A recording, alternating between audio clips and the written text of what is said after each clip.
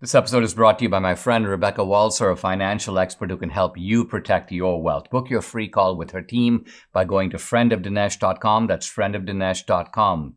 Coming up, Biden has a long history of mishandling classified documents. So if that's a crime, possession of the documents, this guy's a career criminal. It's kind of amusing. I'll talk about how an FBI official who accused Trump of colluding with Russia has now been arrested for, you guessed it, colluding with Russia. Alfredo Ortiz joins me. He's from the Job Creators Network. We're going to talk about entrepreneurship and how that's really the way out for poor Black and Latino communities. And I'll begin my discussion with a profound question. Is the universe all that there is? This is the Dinesh D'Souza Show.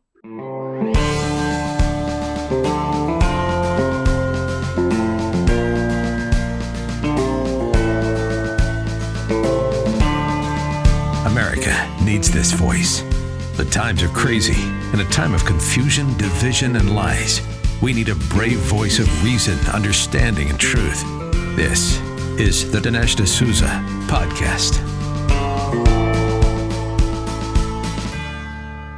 So, guys, I walk into the studio this morning, and Debbie's like, "What are you wearing?"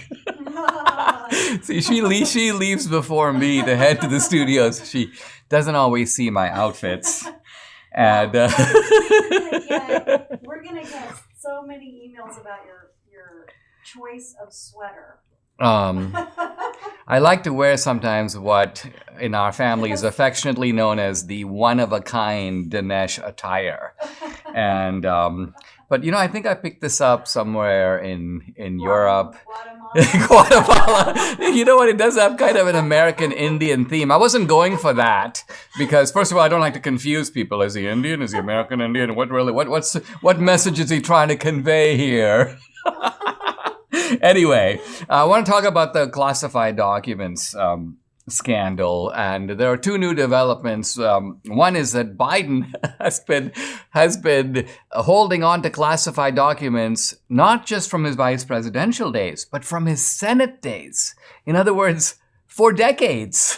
What? Now, here's Kevin McCarthy posting today. He goes, "I'm not even sure how that happens unless a senator stuffs the documents in their pants or someplace else." So what he's getting at is it's not easy as a senator to end up with classified documents. These documents are made available to you for hearings and other purposes like that. And so how do you take them home? How do they end up in your garage? How do they end up in your office? Unless there was some effort to take them out. So that's the first thing that's interesting. But the second is that, look, if the possession of classified documents is a crime, well, it follows, kind of as night follows day, that Biden has been a criminal in this respect for decades. He's been doing it a long time. He's kind of a veteran of the classified document purloining scheme. So that's the first development. The second development is Mike Pence has classified documents. What? So this introduces almost a slightly comic element to the whole thing, because think about it. Mike Pence is like the ultimate conscientious, straight-laced guy, and he ends up with classified documents. So the lesson appears to be that even conscientious, straight-laced guys leave and take documents they're not supposed to. And so what do we do with this? Do we let it alone? Do we prosecute all three? Pence, Biden, Trump? How do we deal with this? What appears to be going on, and I've said this before, is that the left always likes to come up with rules. Trump has broken the rules, and these are very serious rules. These are top secret documents. Now, first of all, as somebody who's worked in the government, I got to tell you that most of these classified documents are pure rubbish. There's nothing actually valuable about them. They're the typical claptrap generated in government offices. And yet some bureaucrat sits there with a stamp. Top secret. Top secret. So we shouldn't get too freaked out. There are, in fact, a country does have real secrets. But a lot of stuff that's classified doesn't need to be classified. It's an email from Mr. X to Mr. Y or a reply from Mr. Z. This stuff is just boring. But the point I'm making here is that the rules are being applied only against Trump. Everybody else evidently gets to break the rules except Trump. Now, the left has been trying desperately to show that there's a difference between what Trump did and what Trump did on the one hand versus what Biden and Pence did on the other hand. Interesting, even the left is trying to defend Pence. Why? Because I think they know that if Pence is guilty, well, Biden's going to be guilty. And then the Pandora's box is open. So their point is, no, they got to keep the focus. Trump is the only criminal around here. Now, why is that? Well, here's a classic example of an attempt to say that this is what Trump did that's unique. Mike Pence found classified docs and alerted the FBI. Joe Biden found classified docs and alerted the FBI. Donald Trump stole classified docs, hid them, and refused to return them. Now, let's start right there. First of all, the idea here is that Pence and Biden found the documents while Trump stole documents. So here's my tweet responding to this. If Pence found the documents, who took them? Obviously Pence. And the same with Biden. Both men took the documents and then later found them. So what about Trump? The same. He took the documents and later found that he had them. So why use the word stole in connection with Trump while the other two supposedly just found the documents? My point here is that this is a manipulation of language to camouflage the fact that all three men took the documents and subsequently found them. Now, one guy responds to me, and this is just a guy on social media, he goes, because Trump refused to give them back. Is that really so hard to understand? Well, Trump didn't refuse. Trump was negotiating with the FBI and the government over adequate security for the documents. Remember, the FBI said put an extra lock on there.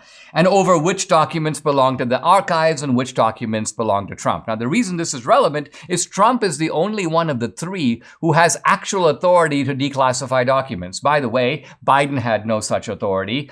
He does now as president, but we're talking about documents from his vice presidential days and his Senate days. And of course, Mike Pence doesn't. Only the president has the authority to, just on his say-so, declassify documents. So, I'll close with Lindsey Graham. This is a moronic statement from Lindsey Graham, who's known to make these from time to time. I've known President Biden a long time. I'd be shocked if there's anything sinister here. Who's talking about something being sinister? We're just talking about whether something is unlawful or corrupt. Either the possession of classified documents in a negligent manner is unlawful, or it's not. If it's unlawful, then it has to be prosecuted across the board. If it's not, then all three of these guys did something stupid, but not necessarily something that they need to be indicted for. Guys, Valentine's Day is coming up and you need gifts that are romantic but also practical. Well, how about some My Pillow stuff? Mike Lindell is running a sale on his Giza Dream bed sheets. They're as low as $29.99. Mike promises the first night you sleep in these sheets, you're never going to want to sleep on anything else. The Giza Dream bed sheets are made with the world's best cotton called Giza. This is long staple cotton, which makes the sheets ultra soft and breathable. The sateen weave gives them a luxurious finish, available in multiple colors, styles, and sizes. Machine washable and durable, 10-year warranty, 60-day money-back guarantee. We love this stuff. Go ahead, call 800-876-0227. That number again, 800-876-0227, or go to mypillow.com. Make sure to use promo code Dinesh. Today's turning out to be kind of a fun day on the podcast, and I'm going to make it even funner, if I can use that term. Turns out that a senior FBI official, we're talking about the guy who was in charge of the FBI's counterintelligence division in New York. This is a fellow named Charles McGonigal. Now, he retired in 2018, so he's not still with the FBI, but this is a guy who was involved in the FBI campaign to depict Trump as colluding with Russia. This is the guy who was involved with Crossfire Hurricane. He was involved with George Papadopoulos. The whole notion that Trump was colluding with Russia was, of course, a lie and a left-wing Democratic scheme to not only explain Hillary's defeat in 2016, but ruin Trump's presidency, possibly even get Trump indicted. Ultimately, it was the basis for one of the two impeachments. And so this guy, Charles McGonigal, is right in the mix. And so, isn't it a delicious irony that this very same Charles McGonigal, this very same FBI counterintelligence division guy, this fellow who was a promoter and participant in the Russia collusion hoax, has now been arrested and charged over, you guessed it, Russia collusion. Now, let's follow this. This, according to the indictment, this guy McGonigal, along with another fellow named Sergei Shestakov, who's a former Soviet and Russian diplomat who later became a U.S. citizen, these guys were apparently providing services to a Russian oligarch named Oleg Deripaska. Oleg Deripaska. And this guy, Oleg Deripaska, is a really bad guy. He owns massive Russian companies, energy companies, and so on. But he's involved in all kinds of bribery. He's essentially a front man for Putin. And the United States imposed sanctions. By the way, these aren't even the recent sanctions imposed over Ukraine, but these are sanctions that were imposed in several years ago. And it was in 2018 that the U.S. Department of the Treasury designated this guy Deripaska as a sort of a national security. He was someone who was named as someone you couldn't do business with. So you had U.S. laws, and the U.S. laws were sanctions against Russia, and they said you can't do business with all these Russian oligarchs who are part of Putin's circle. Well, it turns out that this FBI guy, McGonigal, was working for Deripaska on two counts. One, he was trying to get the U.S. sanctions against Deripaska lifted. And number two, he was also providing services, including research into one of Deripaska's political opponents. And he's not allowed to provide these services at all because this guy is under sanctions. And McGonigal knew that. And the way we know that he knew that is because he set up a whole system of communications and payments with Deripaska, which never involved Deripaska himself. In other words, when he would communicate with the Deripaska people, they'd never name Deripaska. They would use shell companies as counterparties. So, in other words, McGonigal's shell company would sign a contract with Deripaska's shell company, but this was a way of trying to hide the fact that a U.S. senior retired FBI agent was doing business with a sanctioned Russian oligarch. And finally, the payments between Deripaska and McGonigal were hidden. Again, they passed through the shell companies. So all of this shows motive. It shows that this guy knew that what he was doing is wrong, knew that what he was doing is illegal. And the only surprising aspect about this is that it is the Biden DOJ that has gone after him. And specifically, I believe it might even be the Southern District of New York. I'm looking to see. I know the indictment was unsealed in a Manhattan federal court, so most likely, yes, it is the SDNY. And Debbie and I were talking about this, and Debbie's like, do you think that they're taking a risk by going after this guy because he could talk, he could spill the beans, and then a lot of the corruption of the FBI could come out? I certainly hope that happens. My guess is that they're trying to show that they're even-handed. Hey, look, we even go after our own. Here's an FBI agent who did wrong. And sure enough, if you look at some of the rhetoric coming out of the Biden DOJ, it is self-congratulatory. Look, we operate without favor. Everybody is accountable to the law, blah, blah, blah. But in this case, I'm actually happy that a guy who tried to go after Trump and get Trump, well, finally, they get him. Some people say all home air purifiers are the same. Well, why did the U.S. Department of Defense select EnviroKlenz to protect and purify the air on board our Navy ships? Because EnviroKlenz has advanced mineral technology which goes beyond ordinary HEPA filters to destroy airborne illness-causing cold and flu viruses, including COVID. EnviroKlenz is the new science in air purification, and now you can order one for your home. This is how you help stop colds and flu flu from taking your whole family down. This is how you destroy allergy-inflaming toxins and mold from the air that your family breathes. In fact, this hospital-grade technology is so powerful it promises fewer colds and allergies and better sleep. So visit ekpure.com and use code Dinesh for 10% off your EnviroCleanse home air purification unit. We just got some for the whole family. You'll also get a free air quality monitor plus fast free shipping. That's $150 savings. That's ekpure.com, code Dinesh. ekpure.com, code Dinesh. I subscribe to an academic service that sends me scholarly articles, and they have a search function that sends me scholarly articles that refer to me. I just got one I wanted to talk about. It's quite amusing. It's written by a communications scholar, a PhD at the University of Texas at Austin. This guy's a professor in Queens, New York. His name is Michael Lacey, and the article is called Black Frankenstein in D'Souza's 2016 Obama's America. So the article is an analysis of my Obama film. And the article is full of the typical academic gobbledygook, but fortunately there's a sort of abstract or summary up front. And that's the summary I want to comment on because it's just so typical, and it's also so entertaining. First of all, this essay offers a critical, rhetorical analysis of neoconservative filmmaker Dinesh D'Souza. Stop right there. I've never called myself a neoconservative. True, I was at the American Enterprise Institute along with a lot of neoconservatives, but I don't think I've ever been fairly described as one of them. He goes on to talk about my, quote, popular political documentary, and he goes, I argue that the documentary's narrative emulates conservative Black Frankenstein stories.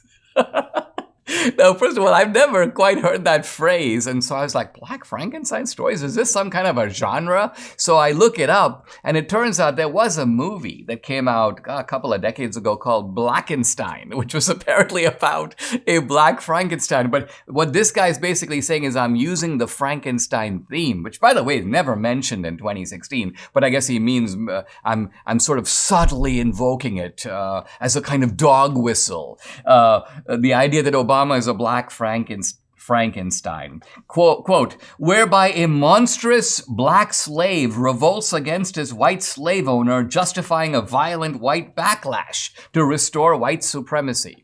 Now, it's really important to point out that one of the things I do right away in the Obama film is I make the point that this is not a film that is about race, or about slavery, or about the civil rights movement. None of those things. It is actually about something that involves white and black and brown people, but is fundamentally not racial at all.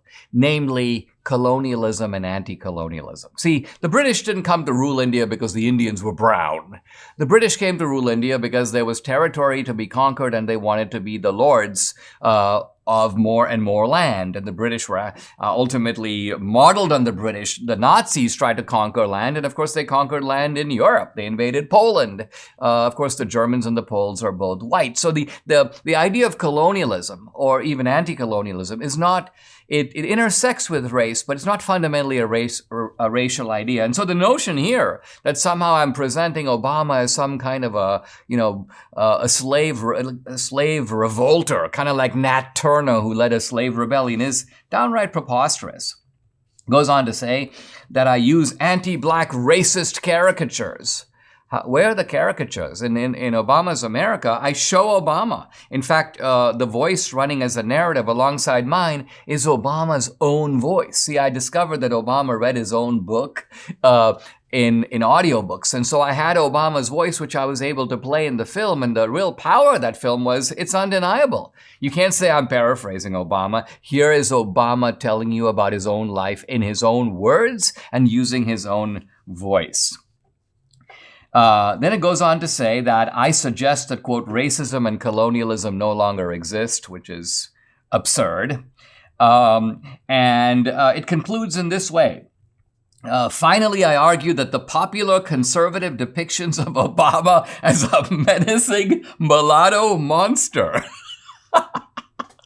So, by the way, this is itself a rather comical caricature of the film. And if you haven't seen the film, by the way, it's available on iTunes. You can easily find it. You'll find it very eye-opening because this was a film that I made around 2011. It came out in 2012. And you will see that at a time when Obama was not clearly understood, I think I got him right. You'll be able to see in retrospect that what that film says about Obama is clinically accurate. It's 100% true. But here's how the article concludes. Finally, I argue that the popular conservative depictions of Obama as a menacing mulatto monster destroying America were precursors of a white backlash against America's first black U.S. president and his multicultural coalition, culminating in Donald Trump's presidential victory. So I'm responsible in a single film, a single documentary, not only for, you may say, blackening Obama's reputation, but producing single-handedly the election of Donald J. Trump. Debbie and I started taking Relief Factor a couple of years ago, and the difference we've seen in our joints has been nothing short of amazing. Aches and pains are gone thanks to this 100% drug-free solution called Relief Factor. Now, Relief Factor supports your body's fight against inflammation. That's the source of aches and pains. The vast majority of people who try Relief Factor love it. They order more because it works for them. Debbie's been able to do all kinds of exercises that for several years she wasn't able to do. So it's been a real game changer for her, her aunt, other members of our family, and for many other people. You too can benefit. Try it for yourself. Order the 3-week quick start for the discounted price of just $19.95. Go to relieffactor.com or call 833-690-7246 to find out more about this offer. That number again, 833-690-7246, or go to relieffactor.com. Feel the difference. Guys, I'm really happy to welcome to the podcast my friend Alfredo Ortiz. He is the president and CEO of the Job Creators Network. By the way, the website, jobcreatorsnetwork.com. And before joining the Job Creators Network, he was a marketing and corporate strategy consultant. He's worked for a bunch of Fortune 500 companies. He has his PhD, actually his MBA, from the University of Michigan. Alfredo, welcome to the podcast. By the way, we're going to talk about your new book, The Real Race Revolutionaries. But I want, since this is your first time on my podcast, I'd like you to introduce yourself and your background, because we're going to talk about entrepreneurship. How did you discover that entrepreneurship is the key to upward mobility? Yeah, well, thank you very much, Dinesh, to have me on your show. It's a true honor. And, the way I actually came about is because of my background. And I was like saying that the first and best entrepreneur that I met was actually my mother. I grew up poor up in down in Chula Vista, California, which is just outside of San Diego. And I remember, every week on trash day, my mom and I would go out. We would collect aluminum cans and newspapers out of the trash cans, and we'd head over to the YMCA and we'd cash that in. That was her grocery money for the week. And when we couldn't make ends meet, she had bake sales, cookie sales, craft sales, garage sales, you name it. But I have to tell you, she was truly the best entrepreneur that I ever met. And fast forward to, where I am today. I finished high school, first one to finish high school, college, grad school. But, I never forgot the work ethic that both my mom and my dad taught me. My dad was a tailor. My mom was actually a housekeeper. And so, taking all those experiences and that hard work and grit and, the belief in yourself and the American dream, I am where I am today because of that. And I actually started my own 2 businesses after having enough of corporate America, quite frankly. I decided to start my own 2 businesses. So I had a construction business and a consulting business that started in Atlanta, Georgia. And, to go from that background to standing next to, President Trump as a commissioner of the White House initiative on excellence for Hispanic education, I say, Dinesh, that only in this country does that really happen. And so, I take all those experiences and I put it into this book because I think it really adds a nice background and flavor to quite a hot topic that I think a lot of people fear on really having because of our whole woke culture now. Let's talk about the book, because the book is called The Real Race Revolutionaries. And I take it that what you're arguing is that we think of revolutionaries as social agitators, people who try to turn things upside down, in some case, people who light things on fire. Right. We think of revolutionaries as destructive people, or in some cases, fighting for a good cause. I think of the civil rights movement. They were revolutionaries in a sense. But you're saying that if you really want to bring about change, at least today, the focus needs to be less on lighting a trash can on fire and not even necessarily doing a protest march, but rather entrepreneurship is the key. And it's especially the key for poor Black and Latino communities. But I assume that you would make the argument that it's the key for anybody who's trying to come up the ladder, right? Yeah, absolutely. I mean, in the past 10 years, I've run this organization called Job Creators Network, which our whole focus really is on, protecting our small businesses in this country. Dinesh, you know this community well. It's 30 million small businesses, hire 60 million or so Americans, hardworking Americans. So we have a community of 90 million hardworking Americans in this country that are dependent on success as small business. And in particular, when you look at minority entrepreneurship, 10 million of those 30 million are actually minority entrepreneurs. That represents $2 trillion of net worth overall. And when you look, for example, I have one data point in there. I have many data points really that I think back up my theory here. But one in particular I think is eye-opening is the Black Caucus Foundation. Mind you, the Black Caucus Foundation did a study and found that the net worth of Black entrepreneurs is actually 12 times greater than that of Black non-entrepreneurs.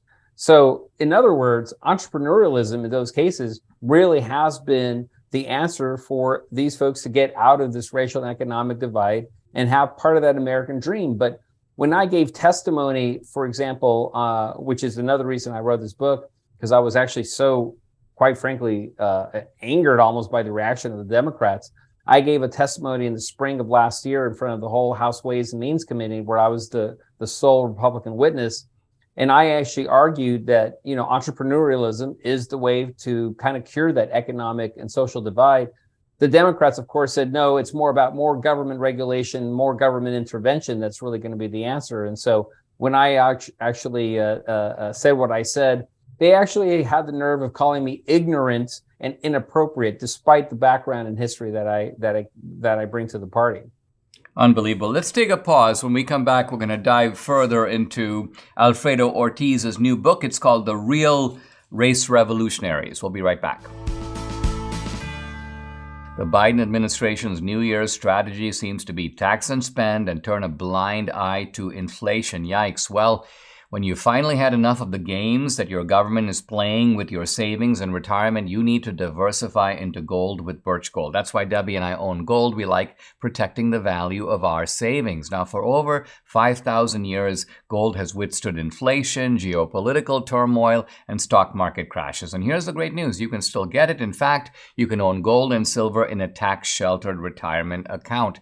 Birch Gold makes it easy to convert an IRA or a 401k into an IRA in precious metals. Here's what you need to do. Text Dinesh to 989898. You'll get a free information kit on gold. Then talk to one of their precious metals specialists. With an A+ rating with the Better Business Bureau, thousands of happy customers, countless 5-star reviews, Birch Gold is who I trust to protect my future and yours. Text Dinesh to 989898 today.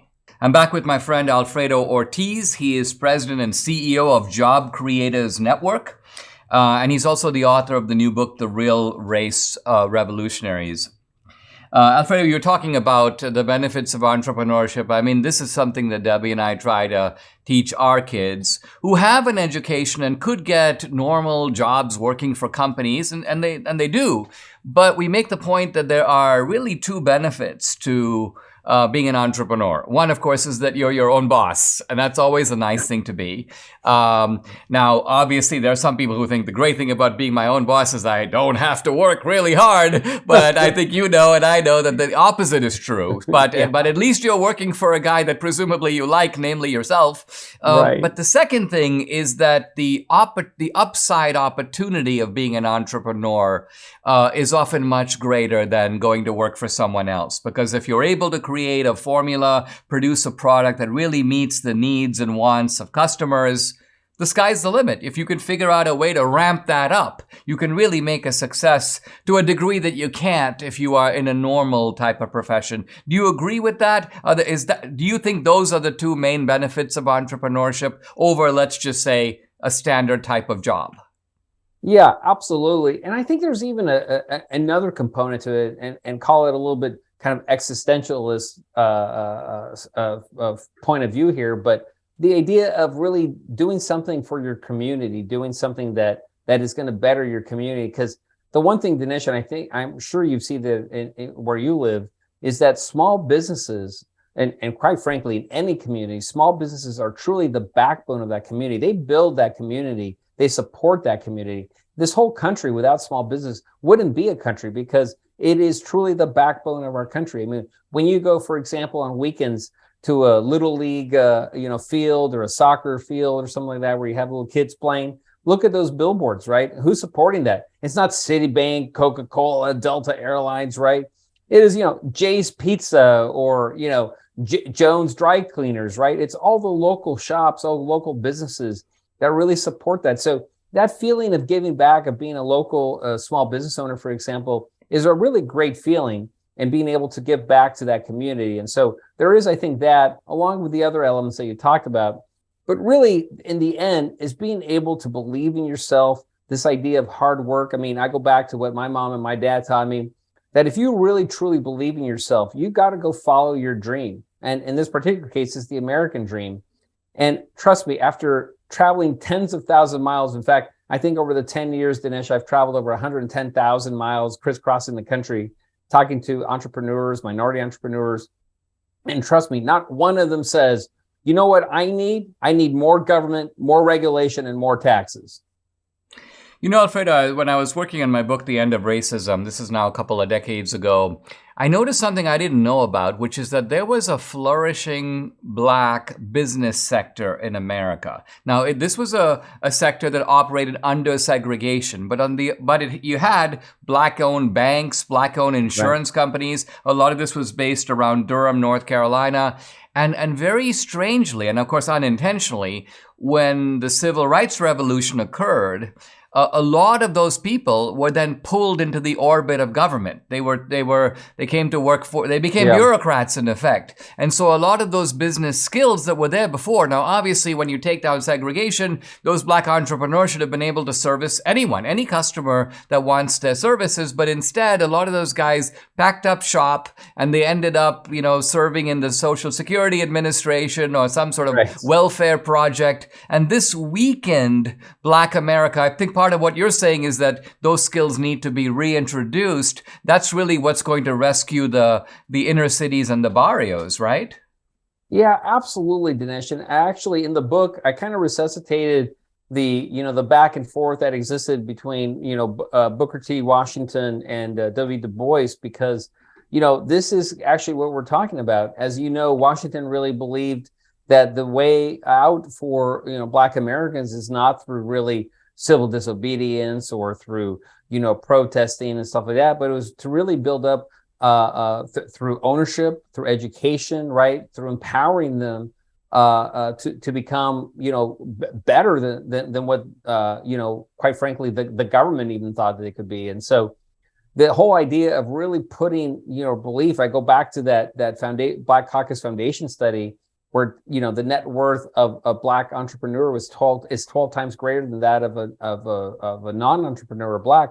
I mean, that alone, think about that, right? So if you want to get out of the situation you're in, and get a part of that American dream, entrepreneurialism really is the way to do it. But quite frankly, a lot of what the government has done has actually really hurt us, has really hurt the minority community. Think about Dodd-Frank.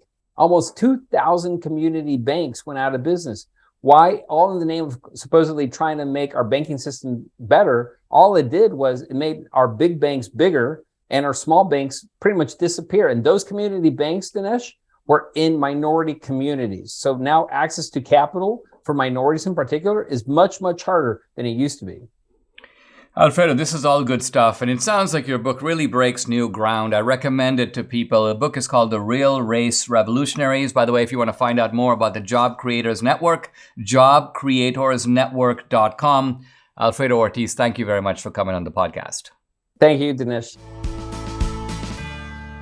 Is it time for a fresh start? The phrase literally means an opportunity to begin something again. You know you need a fresh start in your eating habits, right? How many times last year did you say to yourself, I need to start eating better? Eating fruits and veggies the right amount every day is almost impossible. So I have a much more convenient way for you to make that fresh start with Balance of Nature. Now, Balance of Nature is sourced from 31 whole fruits and vegetables. You'll get maximum nutrition with their star product, which is this, fruits and veggies in a capsule. Debbie and I take them every day. I want you to do so also. And right now, they have a New Year's offer. Get $25 off plus free fiber and spice with your first preferred order of fruits and veggies when you use discount code America. This offer can end at any time, so go ahead, call 800-246-8751. That's 800-246-8751, or go to balanceofnature.com. Use discount code America.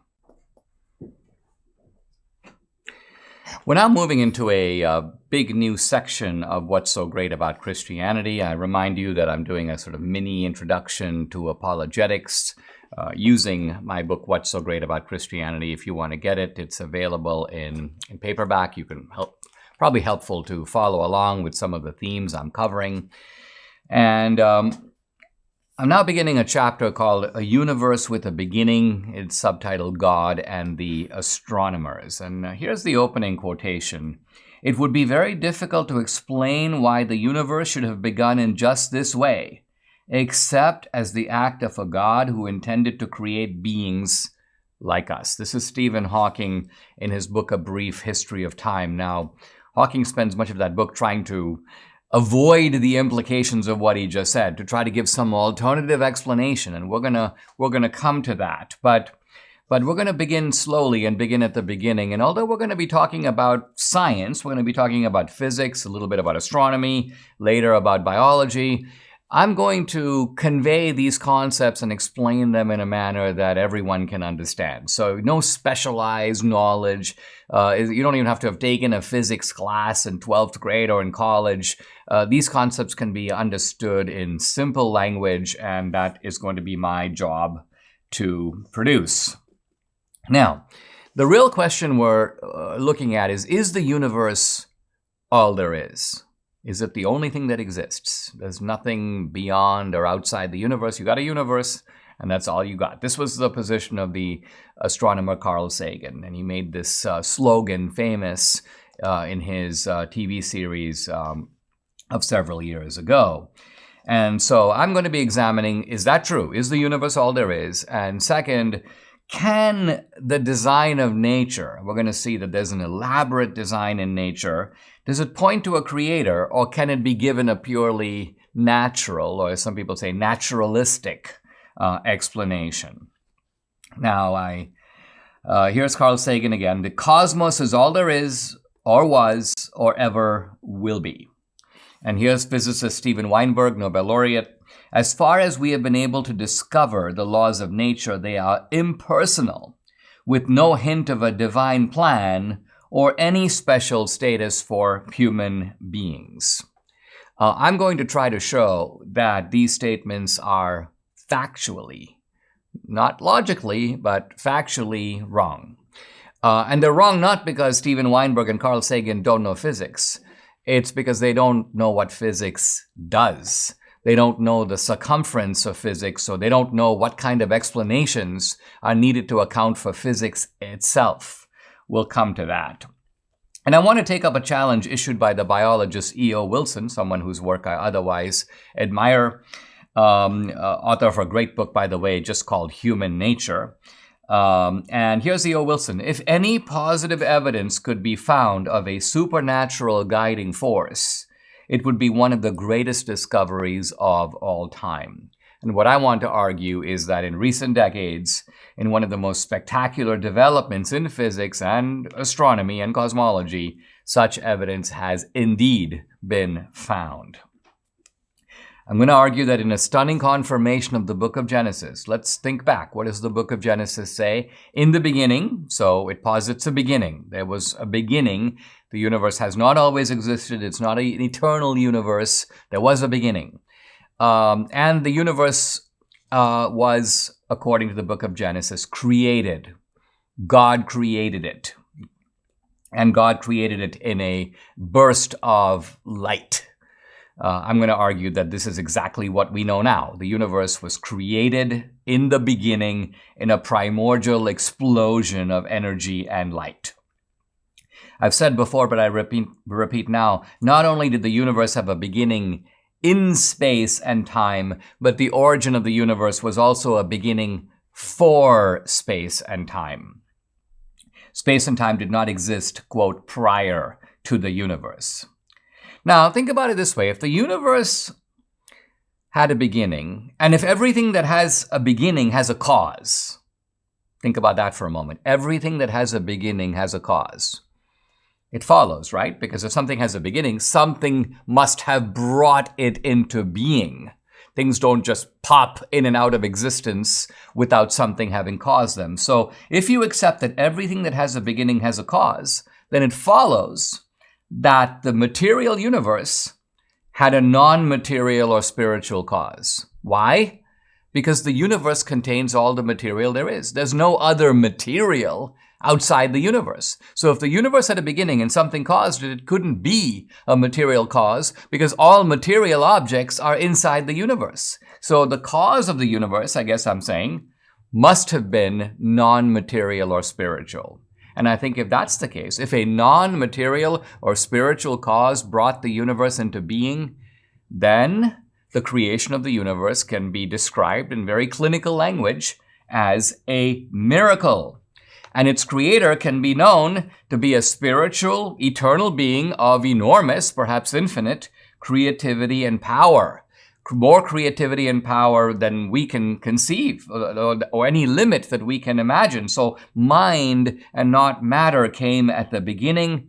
And I want to show that with the help of science and logic, all of this can be rationally demonstrated. How do we know that the universe had a beginning? This is a fascinating story, and I want to begin to tell it. Because let's remember that for many, many centuries, scientists thought that the universe was eternal. It wouldn't need a causal explanation because it's always been there. And things that are always there, one could still argue that they still need some sort of ultimate explanation, but you don't have to ask the question, what brought the universe into being? But we know now that the universe is about 14.5 billion years old, and the obvious question is, how do we know? Interestingly, when Einstein published his equations of relativity, this is his equations of general relativity, not the special relativity theory, which came a little earlier, but general relativity, they predict an expanding universe. Now, the logic of this is the following. If the universe is expanding in time, and as it turns out, by the way, it's not just the universe that's expanding, because when people think of something expanding, they think the universe is somehow expanding in space. But the remarkable thing is space is expanding too. Space is getting, you can say, larger. And Einstein's equations predict this. And yet, when Einstein heard about it, in fact, a Russian astronomer wrote Einstein, Alexander Friedman, and he said, hey, your equations predict an expanding universe. And Einstein realized if the universe has been expanding and then you work your way back in time, the universe must have been smaller. and smaller and smaller and smaller. And at some point, the universe must have started as a single point. And the single point generated the explosion, the so-called bang, that then to this day has created galaxies that are flying further away from each other. That's not due to some kind of gravitational effect. In fact, gravity would pull galaxies together. The galaxies are flying further and further apart even now, because even now, 14 billion years later, we're feeling the effects of the Big Bang. Wow. In any case, when Einstein got this letter from Alexander Friedman, he was very disturbed because he understood the implications. Einstein wanted the universe to come down to laws. He accepted that there was kind of a mind perhaps behind these laws, but he didn't like the idea of something causally bringing the universe into being. And so he wrote back to Friedman and he goes, "You're wrong. You made a mistake." And then Friedman writes back and goes, "Actually, no, sir, you have. You have actually fudged your own equations to try to avoid." Einstein had essentially introduced a number called the cosmological constant, a number that he sort of artificially made up in order to avoid the implications of his own equation. So think about this. We all often think of scientists as very objective. They look at the facts, just the facts, ma'am, follow the science. Well, here's a case where Einstein didn't want to follow the science because he didn't like where the science was pointing. And yet, Einstein, being ultimately a decent guy and an honest guy, he looked back at Alexander Friedman's work and he saw that Friedman was right, Einstein was wrong, and that Einstein's own equations point to this notion of a universe in which the objects in the universe, galaxies, are flying further and further apart from each other even now. Later, of course, Einstein would call the so-called cosmological constant, the number that he made up, quote, "the greatest mistake of my life." Now, this is theory, these are equations, but in the 1920s, an astronomer named Edwin Hubble began to look in the Mount Wilson Observatory telescopes, and he noticed something really interesting. He noticed that these galaxies are receding from each other. So just what I said, galaxies are moving away from each other. And the way that Edwin Hubble was able to figure this out is by measuring something called the redshift. The redshift is sort of like the Doppler effect. We don't need to get into what the redshift is, but you can tell through the redshift that these galaxies, which are really far away, are moving even further away. And what this meant is that our universe is absolutely huge. In fact, much, much bigger than we had previously thought. And these galaxies are moving away from each other at high speeds. In fact, some of them are moving at speeds close to the speed of light. And so we have an unimaginably huge universe. In fact, if you're a believer, it makes you begin to think about the sort of magnitude of God, the infinite magnitude of God, because think of what it would take to create this kind of a universe.